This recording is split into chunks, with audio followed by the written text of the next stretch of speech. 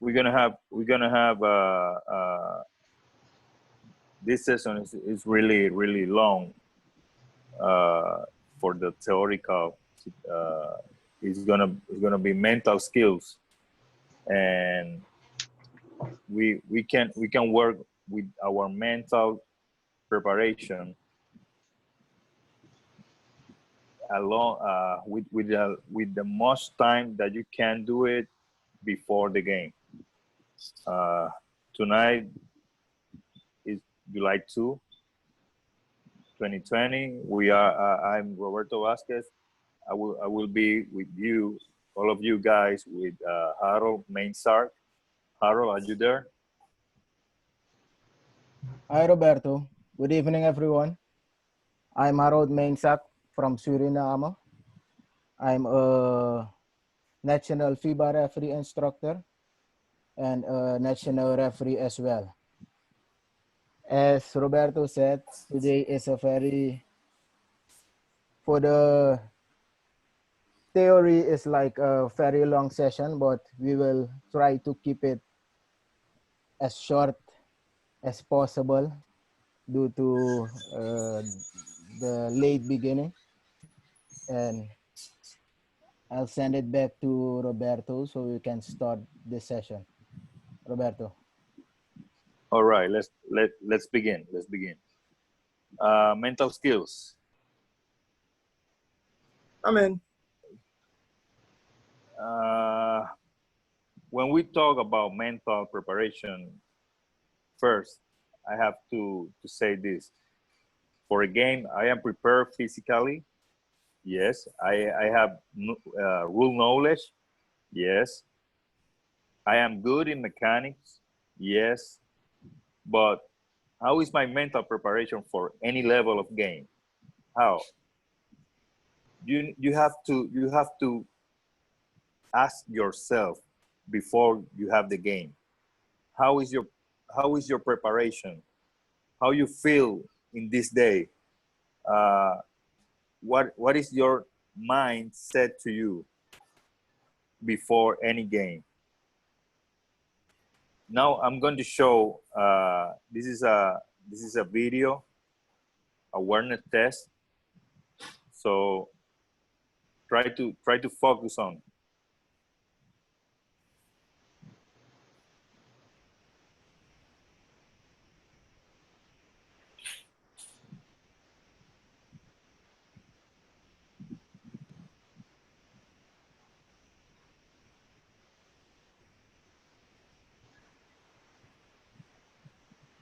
Okay, I have a question now.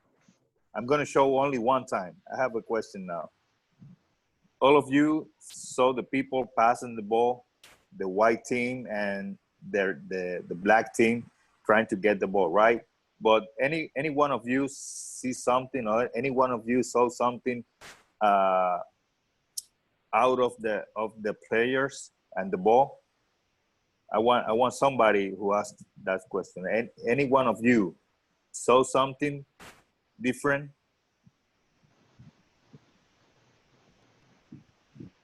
I saw somebody in an ape suit walking by. Excuse me? Excuse me? I saw somebody or a person walking in a monkey suit through the crowd, through the players. Yeah, it was a blackbird. It was a person. Let me put it again. With the gorilla suit or bird suit.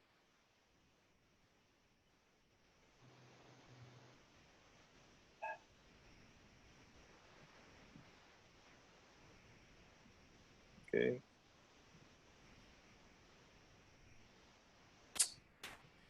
Sorry.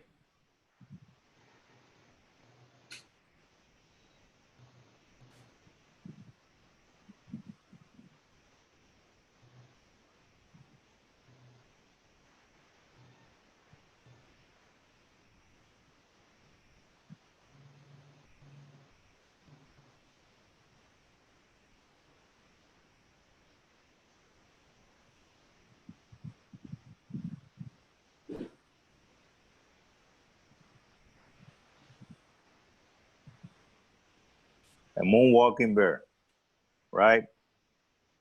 So that's mean when we are in a game, we have to pay attention in everything, We have to be prepared to look everything what is happening inside the game, out of yourself and inside of yourself. So this is a concentration, focusing, and trying to look not the micro of the game, the macro of the game, the big picture of the game. Harold, your slides.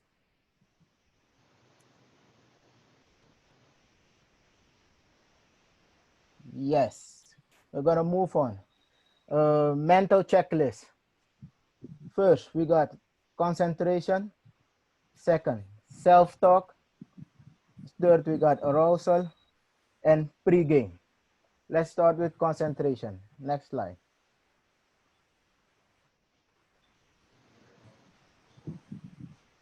Do I have the proper concentration for my game? It's always something you need to ask yourself if you got the proper concentration for the game. During the game, your nervous system through all senses detects millions of information from various sources. So it is very important that you filter information that is relevant and vital in order for your performance to be successful. So, as many information as you get, you need to filter the information that is important for you at that time. Number one, internal analysis and strategy, using the information gathered for decision making. So you got to keep in mind what's happening. Is it a call? Is it a no call?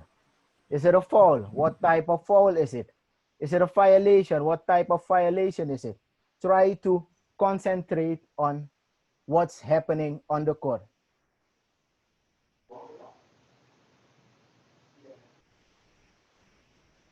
Next slide, please.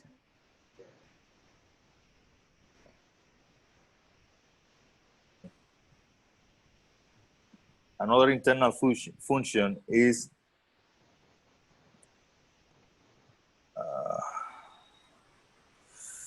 inner rehearsal. Visualize a specific technique or focus on a specific internal sensation, controlling heart rate, recognizing bodily tension or tone. Okay? Harold, you still there? Yes, I'm here. Okay, continue. Keep going. Can you put the second slide again? Not The second one? Yeah, the second one.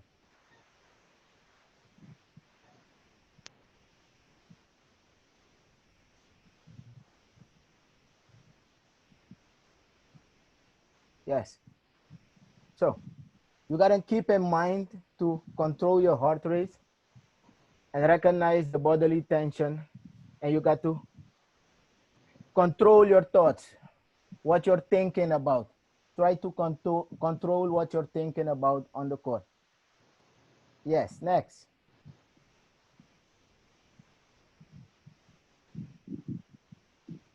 Scanning. Searching through environment for relevant information and clues. Reading the situation, anticipating the action. You got to have an active mindset.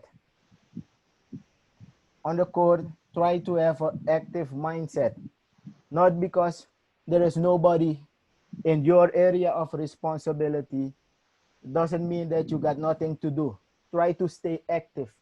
Try to always to look where the ball is. Try to always to help your colleagues. Number 4, focusing. Looking closely at specific object and subjects. Time, ball, 3-point line, player, hand checking, elbow, contact, 24 seconds, coaches, players. You got to box all that in because all of these things are important for you. You have to know where the ball is. You have to know what time is on the clock. You have to know You have to look at the 3-point line. If the player is stepping on the line or if it's clear. You have to look for hand checking, look for the illegal and elbow contact, the 24 seconds. All right. The next step on mental skills, self-talk. This is a really important because we are not crazy when we are talking about inside in ourselves. We have to talk. We have to talk. You have to talk to you in your inside, in your mind.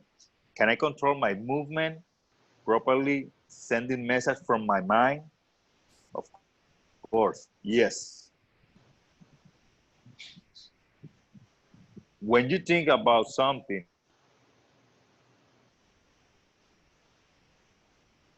and have an internal dialogue in your mind, you are actually doing self-talk, thinking about yourself and saying something. Self-talk can sometimes become a self-fulfilling prophecy, either positive or negative.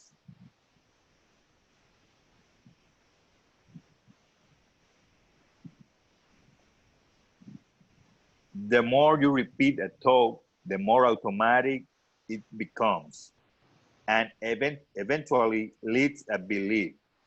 It is therefore important to control your self-talk in a way of how you think, what you think about, and when you will use it. Now, I am in lead position. Is an example. I'm gonna use the black level on the below. I'm in on lead position like a referee, and I am thinking about what is happening. What is my next step? I have to move. What is my partner? Where the ball is? How is the time? How is the score? How is the team foul per team? This is really important. Talking to you, self-talk is one of the most active. It's gonna be the, I think, the best point that you need to be active inside the game.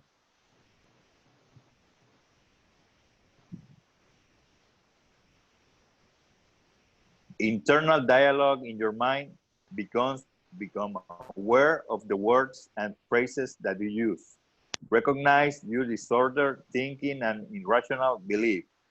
Change change them into a rational and affirmative thoughts and belief.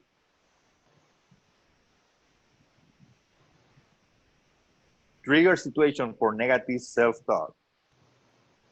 We're missing a call and we start to think about, I'm doing bad. I'm bad, man. Doubtful decision is when you are trying to guess, because you maybe you don't watch really how the play was, and you try to guess and you have a doubt. Well, I'm going to blow my whistle. If something happened, I will stop the game. No, it's a negative self-talk. Listening to coach and players complaining.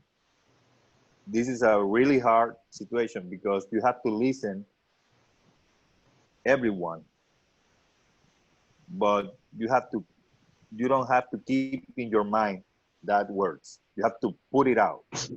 You listen, you recover all the information, and you immediately put it out of yourself. Listening to the crowd, all the time you are listening to the crowd. All the time you are listening the man who is sitting down in the first row saying something to you, and you try to close your ears and try to don't listen to him. It's impossible. You have to listen to them, but try to block them. Don't let that words become inside of you. Losing your concentration. When we have a missed call, or when we lose any situation, we lost the concentration, and there is a negative self-talk.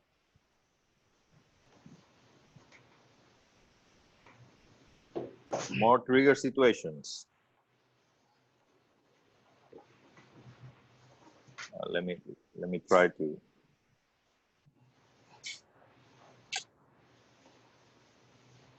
Are you seeing the next slide?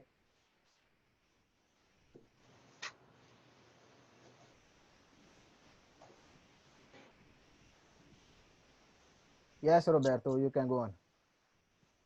Well, I have no seeing in my okay. Oh,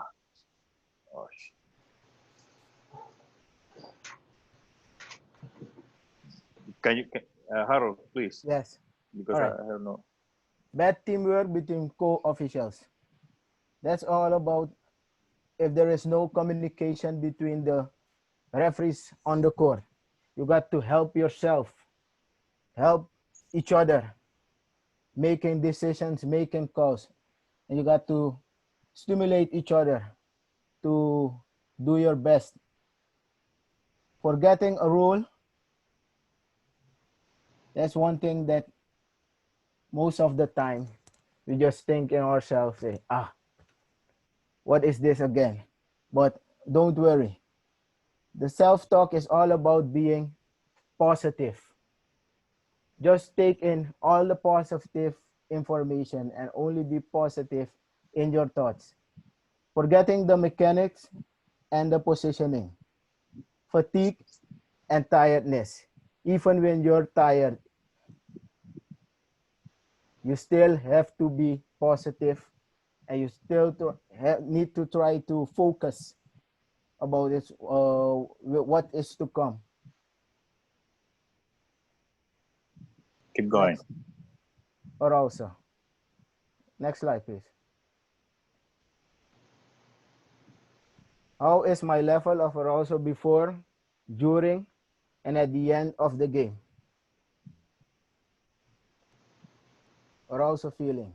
It is all right to have butterflies in the stomach as long as they are flying in formation. Finding the balance between feeling overexcited and feeling over-relaxed, your optimal arousal level, it is essential for your peak performance.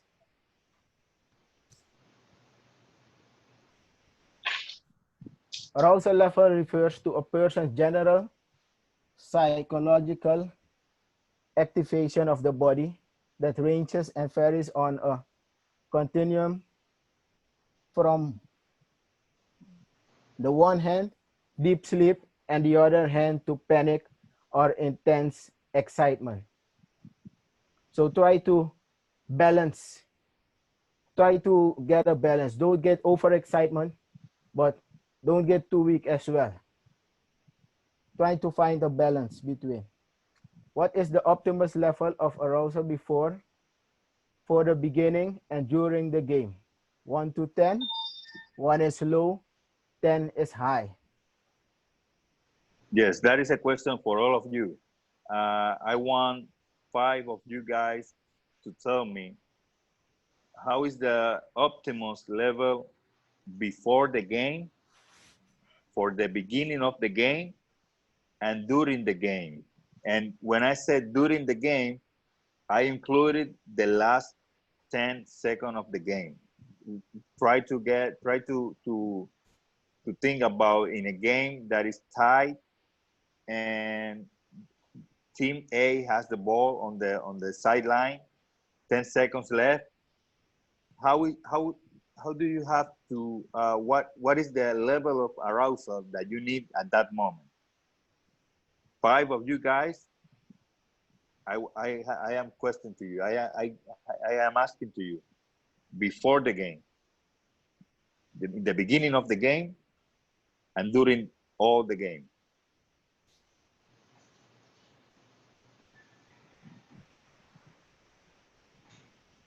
I need 5 volunteers.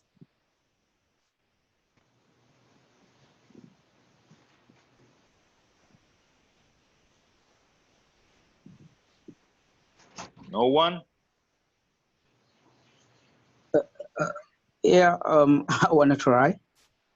If you have to make, if you have to take something, I would say about 5, 6. I don't know, so that you're alert but calm. You don't want to be at high, but you don't want to be at low. That's my opinion. That is before the game?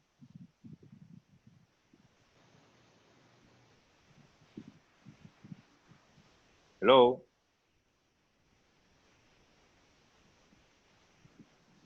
Okay, another one. Is that is a good is yeah, okay. Yeah, Um, yeah.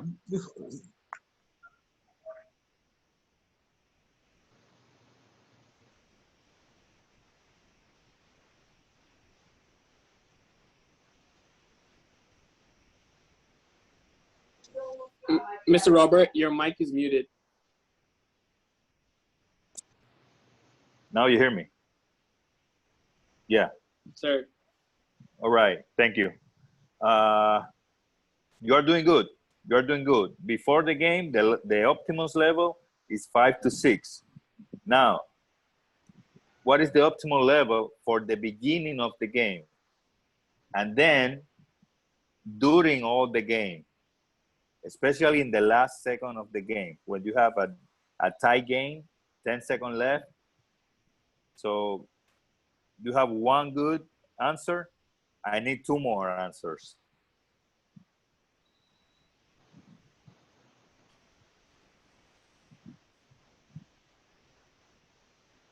No one?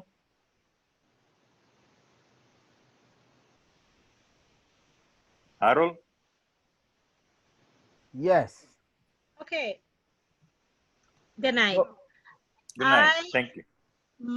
In my opinion, at the end of the game, if a game is tied, your level should be low. Low, maybe 2, 1, mainly because you need to be in control of the game. You have to be how to put it before I say the wrong thing.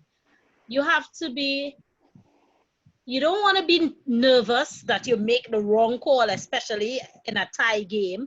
You want to be in control of your body motions, and you could see clearly and you could make the right decision. All right. You say two on the last or during the game. And for the beginning of the game,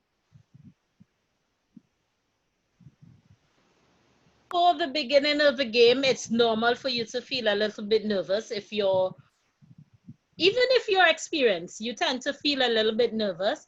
And I think you, after having years of experience, it should be as low as anything beneath 5, 4, because your experience, you basically you know what to expect, even though you're not sure what you're going to see in the game. But because of your experience, you know there's a possibility that things may happen.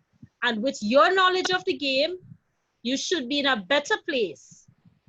So you shouldn't be so nervous that you start sweating and wondering, oh gosh, it's a big game, and all that. okay, you're Florence, right? Yeah. Okay, thank you, Florence, for your participation. Let me say something about, because you said because of your experience, my level has to be 2 or 3 because I am really comfortable with the game, and I know that I will have the game in control, but there is nothing about the arousal and the experience. Okay, with the experience, you control all your nervous system. You can control everything on the game, but it's nothing about the arousal of the game. The arousal is the level of activation that you need to be on the game. And the first who answered before the game, he's right. The level, the optimus level has to be 5 or 6 because you have to be up the level of the game. and the players, and in the beginning, the player start the game. They begin the games slowly. So you have to be up level of the game, up level of the player. So in the beginning, your level has to be 7, Okay. 6 or 7. But at the end of the game, your level of activation has to be over the game. And when you have a game with the tie game, 10 seconds left, you know that is the last play of the game. You have to be up level of the game, has to be 9 or 10, because you have to be more activate than the beginning. Okay. You Understand. understand? Yes, definitely. So thank you for your participation, and that is what we want. Everybody, don't feel that you are wrong or right. There is, we have to clarify your think when you think about is 2 or 3 or no, or it's 4 or 5, no, or 6 or 7. Don't be shy on your answers. That is what we want, participation. And thank you, Florence, for participating. This is I Anthem of Barbados. You said it has to be high in the beginning, and then you match your intensity as the game goes on in the end. Yes. Well, I said when I said the beginning, I said 6 or 7, because you don't have to be, you don't need to be at of the level of the arousal on 10 when the game is beginning. You have to be up the level of the game. Yes, because we as referee has to be over the game every time. We have to control all the situations, and that include the emotion of the players, the emotion of the coaches. So we don't need, we cannot start the game with the level of arousal in 2, because it's close to sleep. It 2 or 3 is when you are in your house watching TV, doing nothing, because you are really polite, you are really calm yourself, you are really calm in your nervous system. So you have to be more activate than 2 or 3 for the beginning of the game, but not at the up level of the arousal on 10. You need 10 when it is the last second of the game and the game is tied, like the example I gave. Before the game, when you are doing the pre-game, all right, okay, you need a little bit activation for the crew, not only for myself, before the crew. And it's gonna be 3, 4, or 5, because we have to think about when we are explaining any situation. Okay, for example, we have in this team number 5 who like to use his elbow a lot of times. So we have to look, and you have to think about, like in a pregame, like you are inside the game, put in the situation. So you have to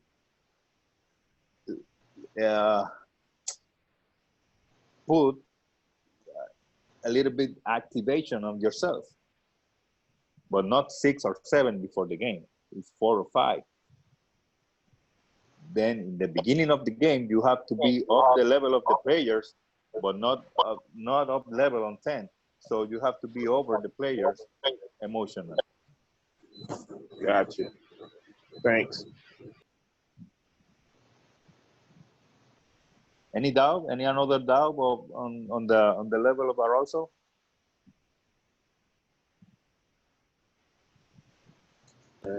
Nah, no doubt. Gotcha. All right. Let's continue. Harold? Yes. Pre-game. Pre-game preparation. Mental preparation before the game helps you warm up mentally and optimize your arousal level to get ready for the game.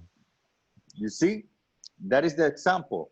When you are in the pregame, is before the game, you are doing warm up mentally. You are doing exercise with your mind, thinking about some plays, some situations, trying to anticipate. You are you are starting activate your mind, your brain, but not on the level on the up level. The 4 or 5 in the level of arousal. Keep going, Harold. You feel more concentrated, more confident, ready, and in control while doing your pregame preparation plan. Although pregame routines are personalized and different for each referee. So each referee got their own pregame preparation. So don't try to look at what your colleague are doing, but try to have your own preparation in mind. Prepare yourself for the game which is to come. Roberto. All right. Psychological or mental preparation for game involvers is a rule knowledge and interpretation preparation. Is a game characteristic preparation. Crew characteristic crew characteristic preparation. Arousal control preparation and focus on performance. Don't focus on anyone. Focus on your performance. Guys, the mental skills is a psychological referee part is a part of psychological referee inside of you. So the most important in the game in our preparation is control your emotion, control your mind, control mental control is really important. It's more important than physical, more important than the mechanics, because what you see is what are you going to control. There are no secret to success. It is the result of preparation, hard work, and learning from failure.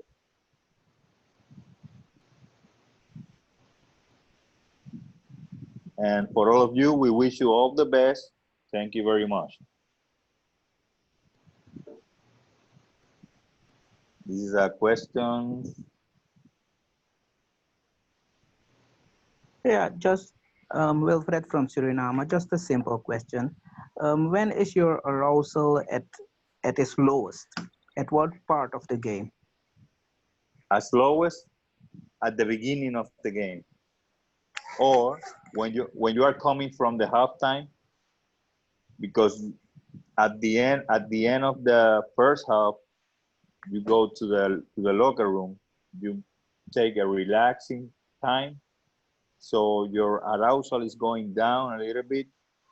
Is the time that you are thinking about what you did in the first half and what you need to fix it fix to for the second half, so your mind has to be clear and try to put it out the bad things that you saw in the first half and try to relax.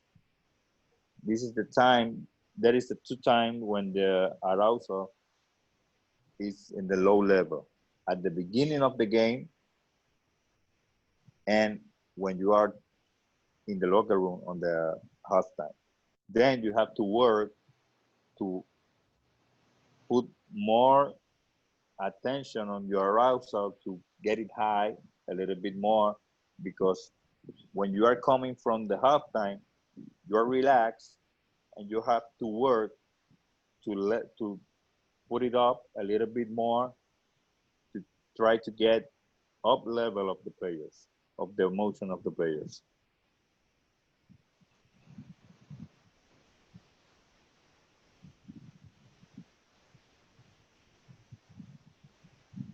Anyone else?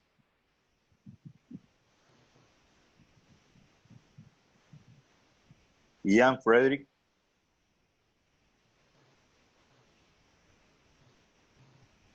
Yeah, how you doing? I had to step out. I heard you.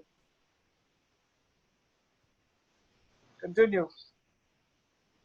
No, we end the presentation. So if there is a questions and any Okay, doubt, question and answer. Question. Go ahead. Kenneth Fianos from Suriname. You stated earlier in your presentation that the mental preparation for each crew member is different.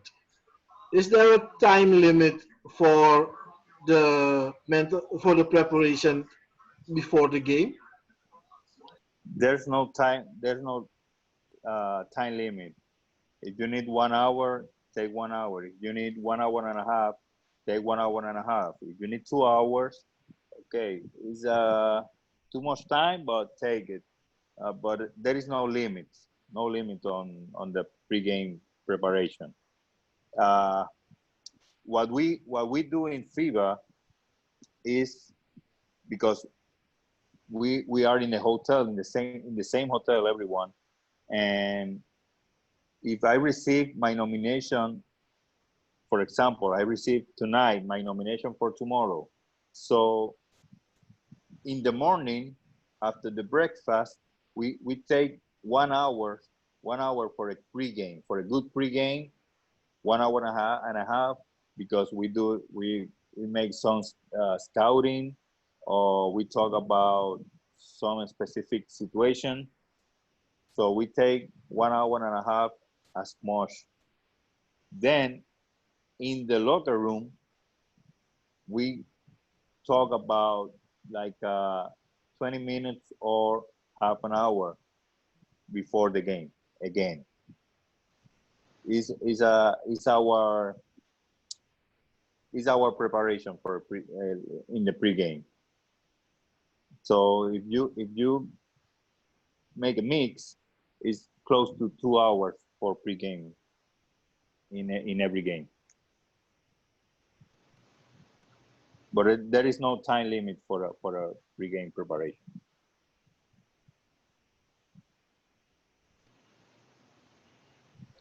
Thank you very much. Next All right. question. Yeah. Is it possible for a crew member, or how do you uplift a crew member when you see that his arousal gets or his concentration lags, gets too low, or gets some kind of low? Yeah, How I do try you to. get back into the same level as other crew members? Well, I try to activate him first. I want to know what is happening with him, and for myself, before in the pregame meeting, I want to know if anyone has any personal problem. Personal problems is the most dangerous when you take all those personal problems inside the game. So I want to know. I don't want to know what is the problem. I just want to know who has a personal problems, because we start from there, trying to put it him inside the game, trying to get a little bit concentration to him. Uh, I talk with the person. I say, hey man, I need you inside the game. I know that you have some problems, but right now you cannot do nothing about. So we need you here.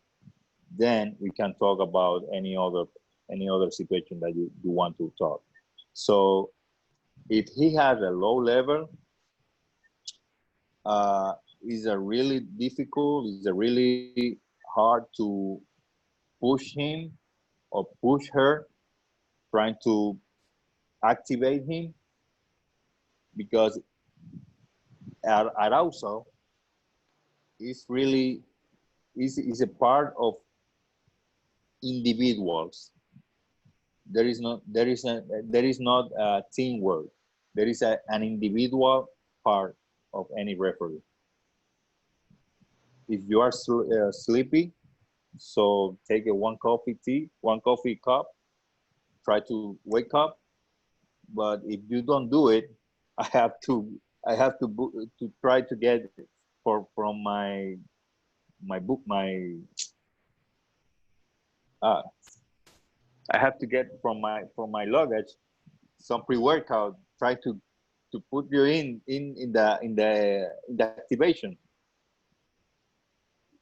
Is really difficult when somebody are in a low level of arousal, and the game is up level in the level 7 and the referee is in 2.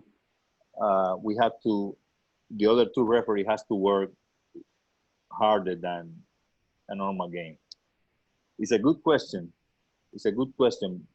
But every person has tools. Every referee has tools for to give some help for their partners.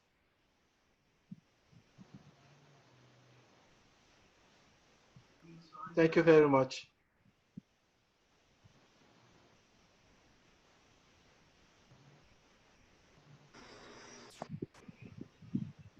Anyone else?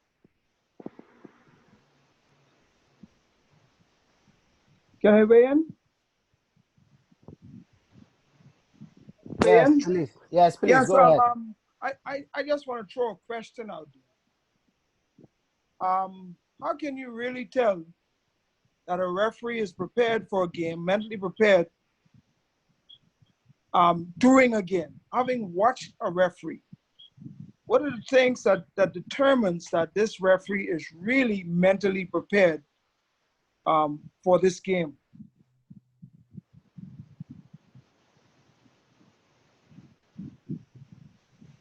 How? Let me try to say the.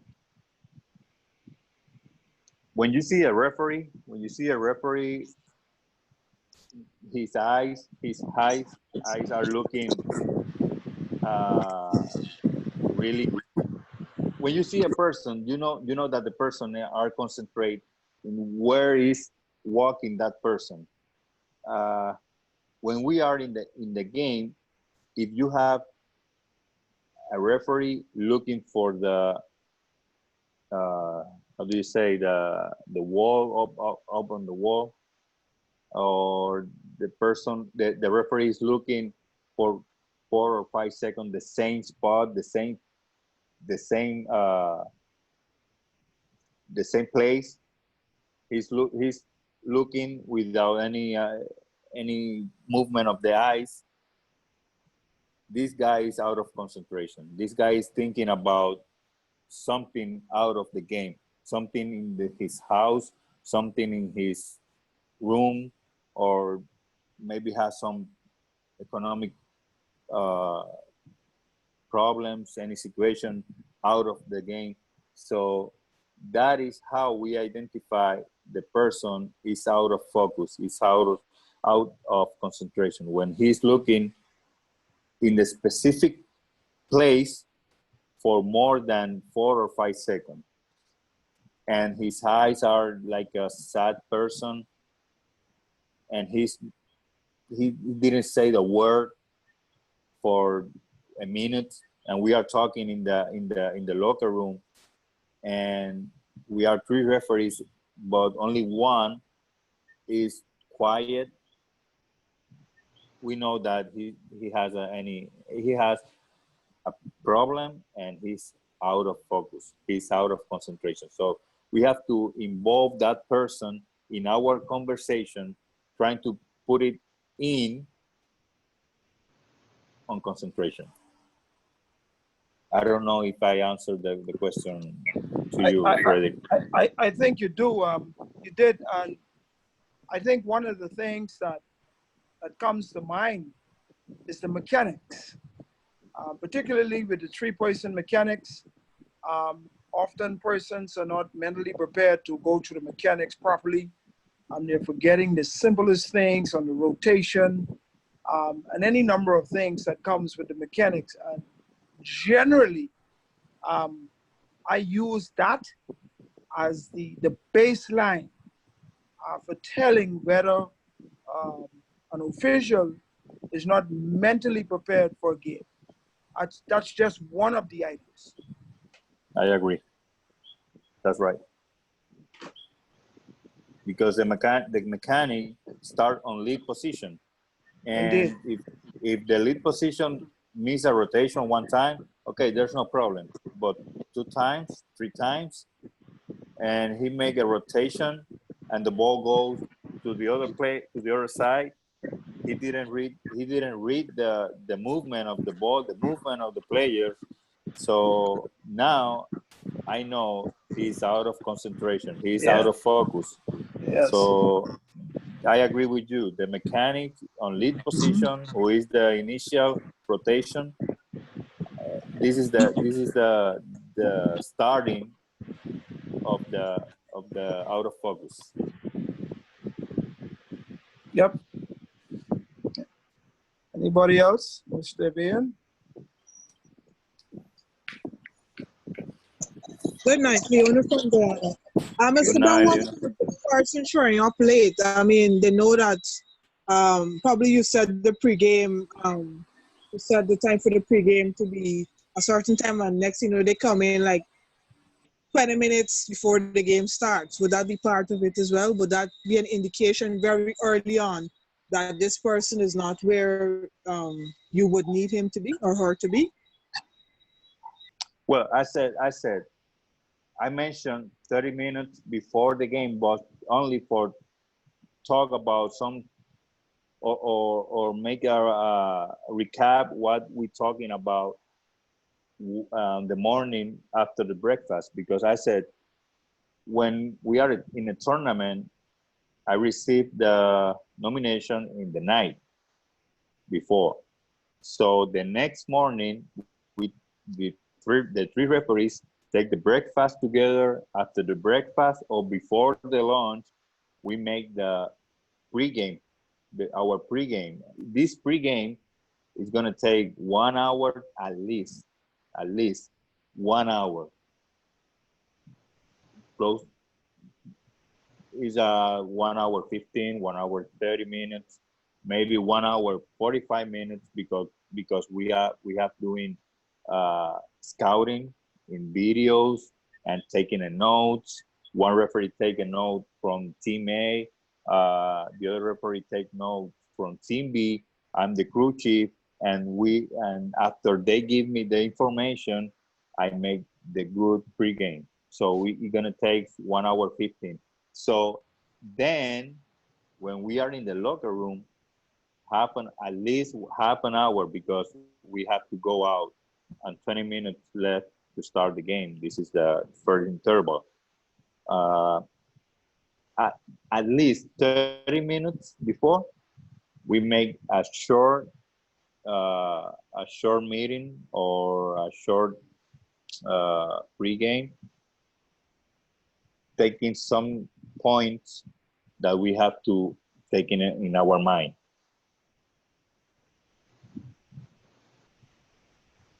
Yeah, no, but I was just answering Mr. Brown's question when he said what would make us realize that one of the persons in our team is not fully ready. And I'm just thinking, if even though we've been through the pregame, we've had the morning sessions in the pregame, and then let's say for example we agreed to meet like 45 minutes or half an hour, as you said, before the game actually starts.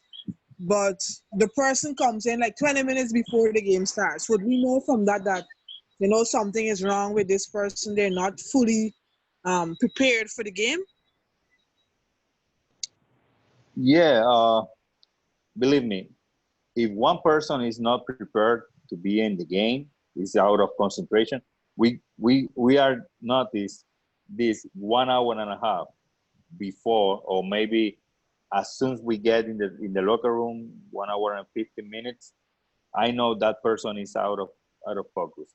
So at that moment, we start to trying to reactivate that person, trying to get him with us on this moment. As soon as we saw that, as soon as we see that person is out of focus, we start working with him. Because first is our team, then it's me. So I don't wait until when we are going to start the game to identify, hey, he's out of focus. No, I don't wait until that. I start as much as possible before we are going out of the locker room. That is the question? Yeah, thank you. Yeah, and a follow up to that.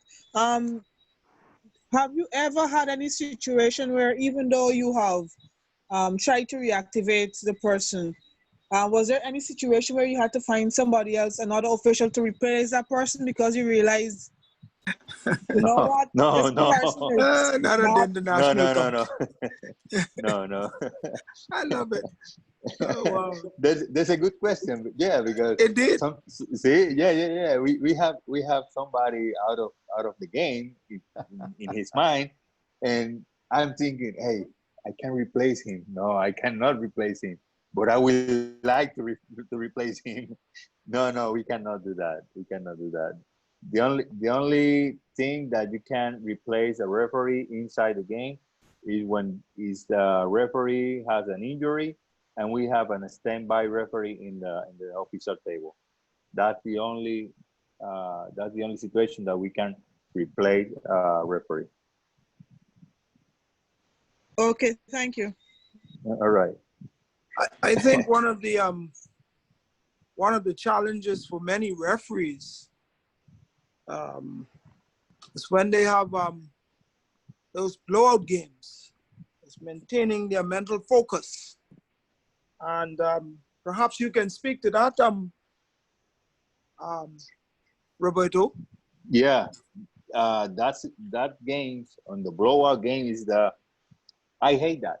I hate those games because Yes. games like that cause you a lot of problems because you are going to be relaxed and the team is losing by 20 points start to be frustrated, and then it becomes a hard pause, a fight, a complaining, and your level of arousal is in low level.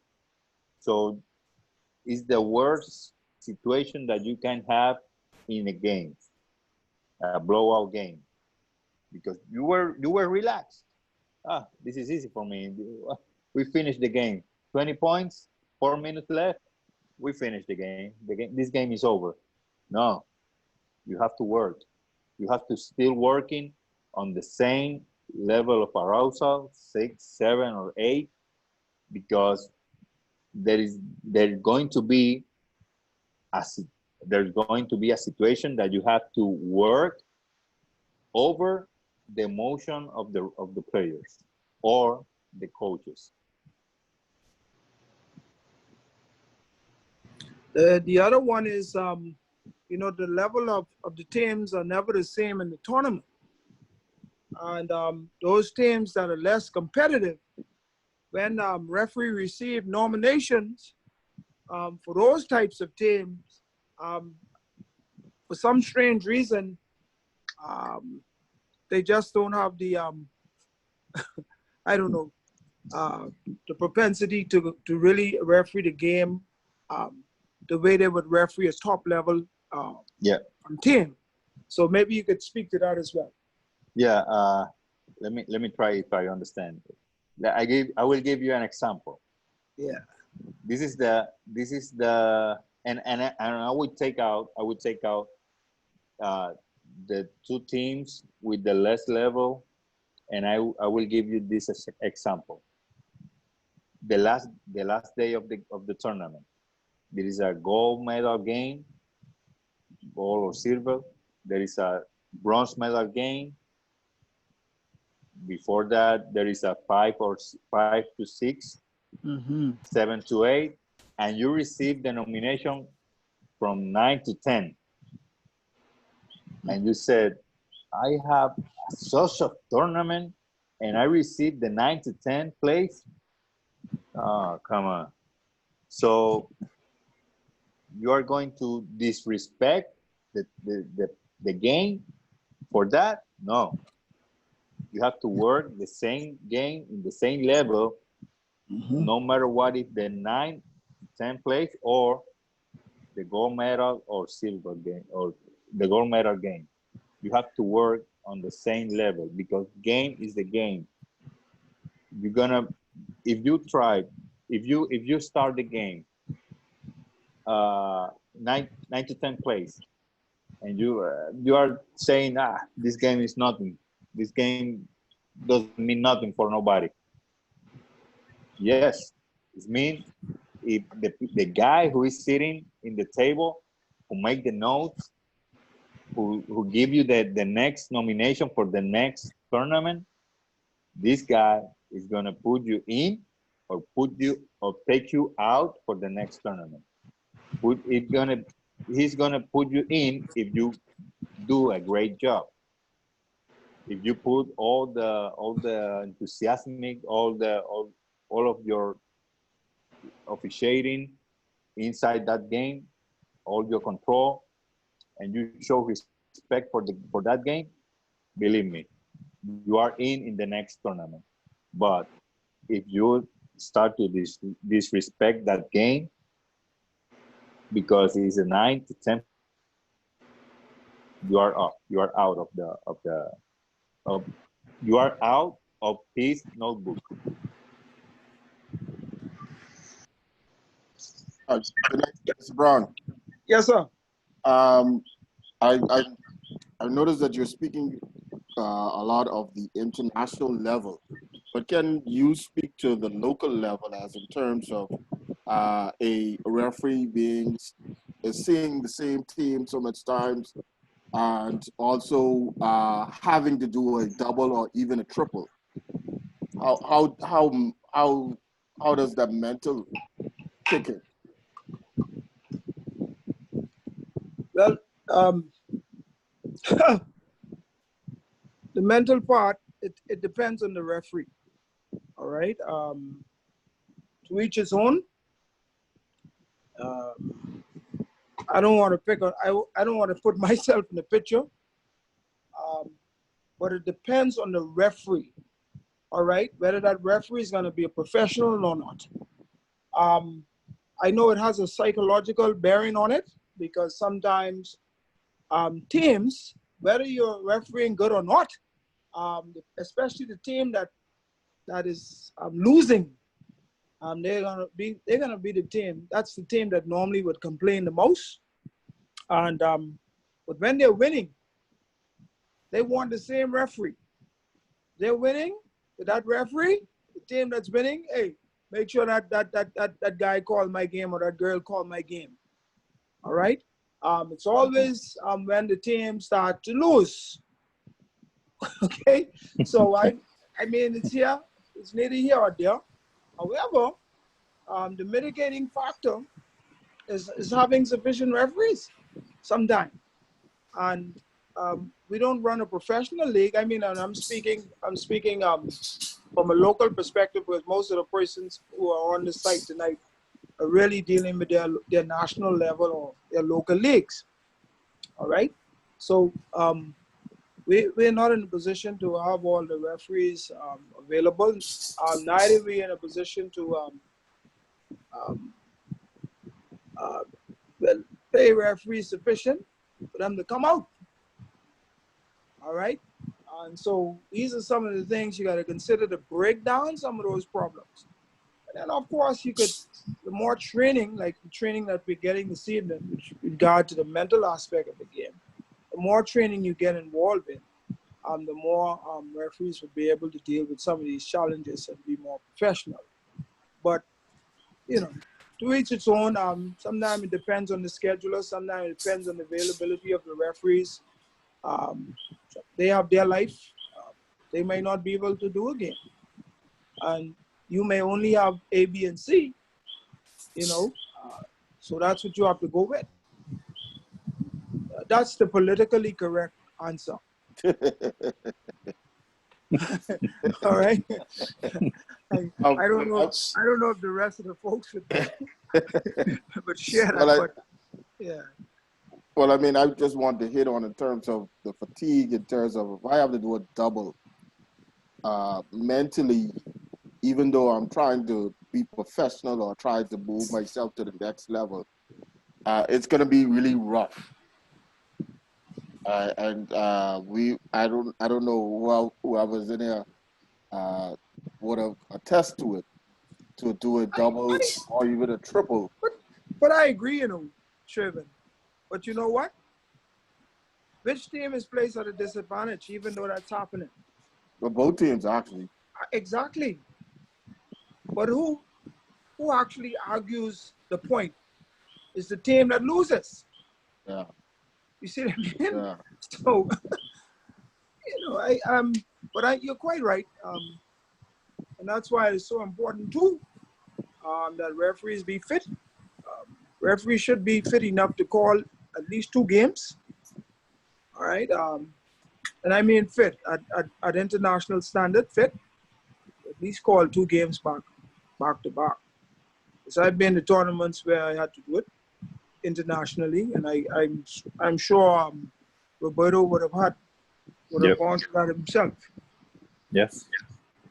So even at the international level, we are not calling back-to-back games. So highly unlikely now. But Trevin, I know of what you speak. Maybe others throughout the Caribbean can weigh in on that, so we can see if we can really curve it. But to curve it, you need referees. That's one. All right. Number 2, referees must take a professional approach to rendering a service. They're a service provider. Number 3, the referee must become a student of the game, such that they're not just knowledgeable about the game, but they're healthy and fit enough to call the game. And the list goes on. So maybe some others can weigh in on that from different from islands throughout the Caribbean.